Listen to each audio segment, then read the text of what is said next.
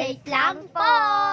Wala na po kaming sakit. Salamat Although, sa guys, tumulong sa amin na si Princess Eliza. Siya lang po Binigyan yung kami, guys. nag-comment. Siya lang yung nagbigay sa amin Comment. na Yung guys, yung nag-video kami, siya yung nagbigay sa amin. Wala kaming salamat. yung binigay sa atin? 3K.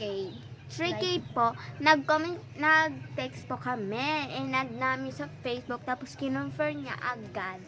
Kasi Para- kami nataw.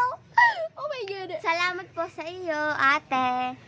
Maraming salamat po dahil sa inyo magpapa-therapy ulit kami para tuluyan na mawala ang aming sakit. Pero guys, may sinok sa amin na meron pa rin kami sakit. Hindi ito matatanggal kasi forever na ito nasa amin. Pero therapy lang kada araw or kada week, di ba? Update lang po kami, update lang po kami para kumustahin kayo. Guys, please don't forget to like, comment, share, and subscribe the I button. So guys, see you in part 3. Guys, nanonood.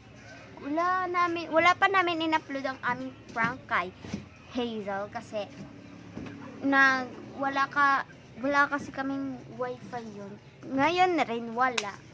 Guys, mag-update na lang kami yung sabunutan nila, yung prank namin kay Hazel or Rose.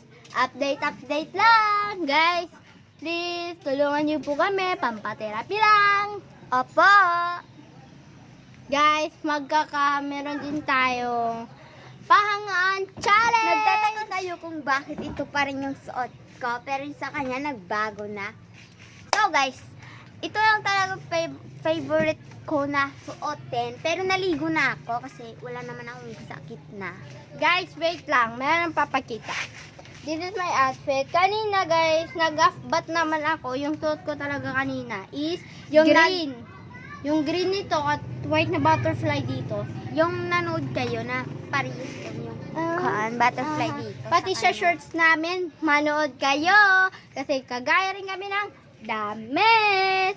Guys, meron kaming benta nitong clip na to. Ito rin guys. Wait lang. Huwag na yan. Sige nga, guys.